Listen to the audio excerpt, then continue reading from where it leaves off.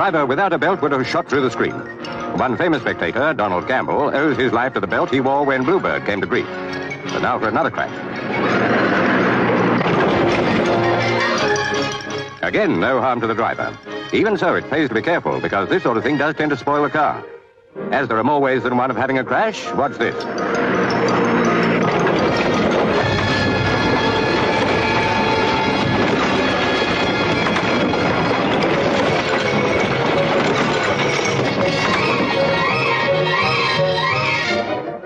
Even after all that, he's all right.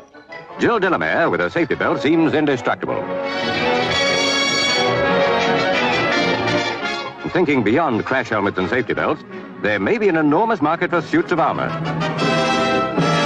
with no more protection than a standard safety belt.